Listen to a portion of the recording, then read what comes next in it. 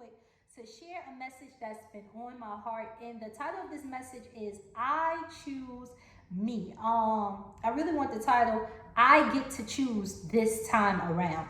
And in the heart of this message, I want to tell anyone anything that you've gone through in life, no matter what it is. It could be the worst of the worst. And I still want to tell you that you still get to choose how your next chapter unfolds in life.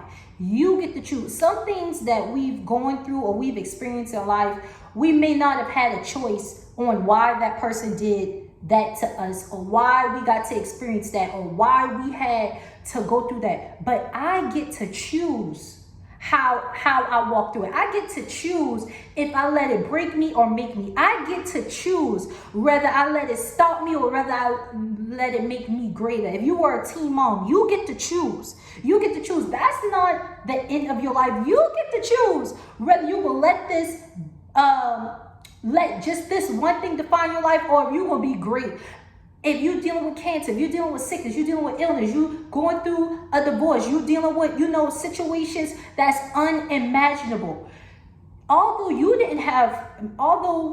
it was out of your control on what happened to you, you still have the power to decide what happens next. You get to choose this time around. I want to say that again. You get to choose this time around. We all have a decision on, once a situation happens to us, we got a decision whether we will sit there and cry all day and be miserable. We got a decision whether we could pick up the pieces. We got a decision whether we could be bitter. We got a decision whether we could be hateful. We have a decision whether we could be prideful, whether we could seek revenge.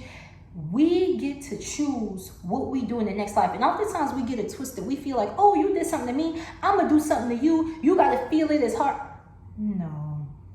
That ain't even the right way to go. Because what happens is when people do something to us, and I'm human too, I naturally want to react. I naturally want to get back.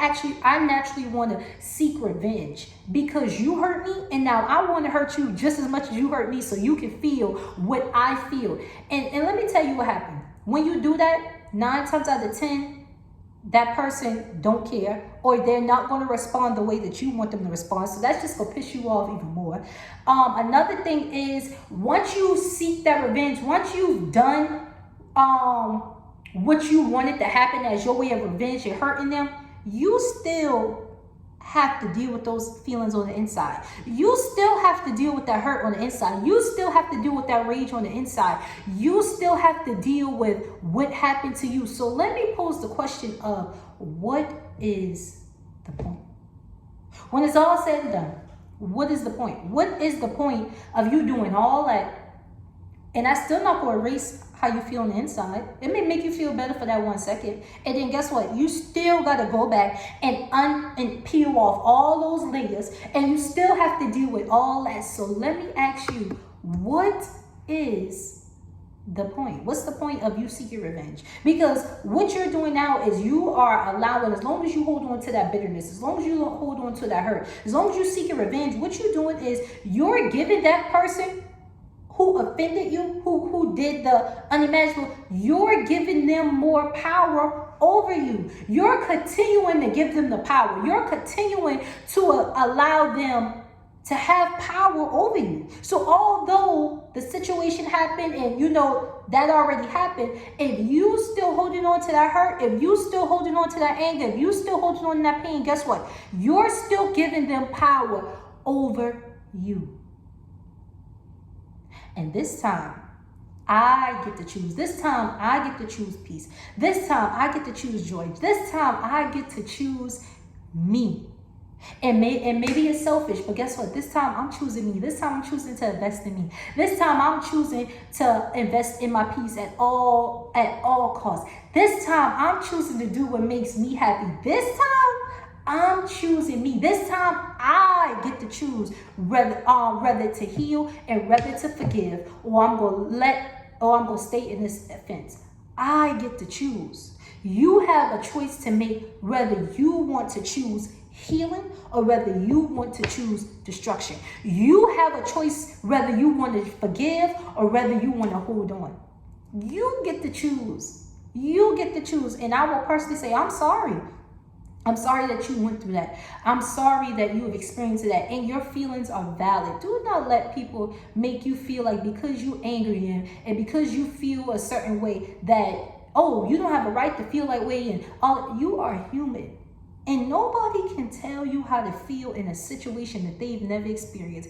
Even if they've experienced a situation, everybody deal with the situation differently. So you're not wrong for how you feel. You're not wrong for how you feel.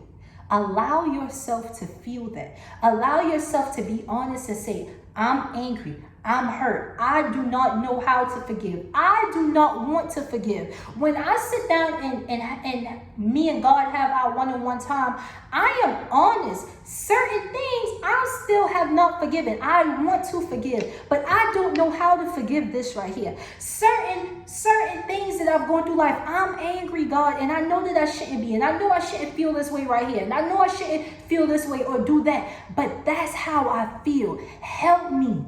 Help me deal with this. We feel that, but don't tell nobody that they wrong for how they feel. You feel the way that you feel. And guess what? That's okay. But you also have to make the decision. You also have to choose what you do with those feelings. Are you going to hold on to those feelings? Because if your hands is full, I have a vision in my head, y'all. Y'all know I'm a visionary.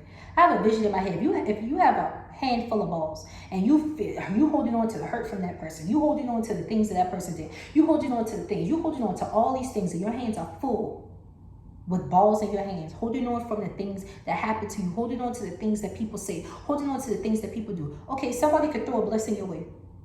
If your hand's full, how you gonna catch it? How are you able to receive anything that's good when your hands is filled with everything that's bad? If your hands is full with the hurt and the bitterness and all this cruelty and all this stuff, then when somebody throw love your way, you're not able to receive that. When somebody try to help you, you ain't able to see that, because the first thing you think is why you want to help me and why you want, and it's always an alternative motive. Here's a newsflash: everybody is not out to hurt you. But if all you see is anger, and all you see is bitterness, if all you see is the hurt and what somebody else done to you, then that's the perspective that you are going to come from. But if you come from a place of healing, and you come from a place of joy, and you come from a place of peace, then you will be able to see, okay, not everybody out to hurt me. This person out here is actually to help me. And you will know, you will ask God to help you with discernment to know when somebody is genuine trying to help you and when they are not. But everybody is not out to hurt you. Some people God placed in your life to help you move from the stage and the level that you at now to the next stage in life. But if your hands is full with all these balls and all the hurt and all the things that people have done to me, and you use it as a protective mechanism. I did too. I want to hold on to this, because as long as I hold on to this, then I will never let nobody hurt me again. As long as I hold on to this, I will never go through what I've gone through again. As long as I hold on to this, I am protecting myself from all the hurt and the bitter and the love. And you know what that says to me is that you are screaming for somebody to love you the right way. You are screaming for somebody to give you a hug. You are screaming for somebody to hold you. You are screaming for somebody to hear you out. You are screaming for all the right things, but you are so hurt, and you are so tired of being hurt, and you're so tired of people doing you wrong, and you're so tired of going through what you've gone through, that you justify it and you hold on to it longer than you should. And now when God is ready to place these people in your life to help you, and when God is ready to give you and help you in areas that you're struggling and you are not able to receive because your hands are full with everything that everybody has done to you. Let me tell you, don't stay in that place. Life moves fast. Life will pass you by. Don't go to the grave being bitter. Don't go to the grave being angry. Don't go to the grave with unforgiveness. Don't do it, because it ain't going to hurt the other person. Now, that other person going on about their life and doing what they want to do, and you sitting here mad, you sitting here angry, you sitting here pouting, you sitting here, what is the point? Because although the incident is gone, you're still controlling me. You're still dictating. You're still taking away other things in my life. But this time around, I had a choice and I gave it to you because I'm choosing not to forgive. This time I have a choice and I'm choosing to hold on to it. And I'm choosing. So you're choosing this. So it's no longer them at fault. Now you got to look at the person in the mirror and say, I'm choosing to hold on to this. So I'm giving them that power. I'm choosing to seek revenge. So I'm giving them that power. And you keep giving them that power, and that's exactly what you're going to give them. That power, and then you ain't got nothing left for yourself. I beg you to seek forgiveness. I beg you to seek joy. I beg you to seek peace. Peace. And in areas that you are struggling with, take it to God. In areas that you are struggling in, read a book on that. We want to search the internet about everything else, but then when it comes to getting the healing and it comes to getting the stuff that we want, we feel it's a snap of a finger and we will be healed. It's a snap of the finger and it will help. Read the books. There's books out there that can help on topics. Read the books. Do your research. Search the scriptures. Pull out a devotional.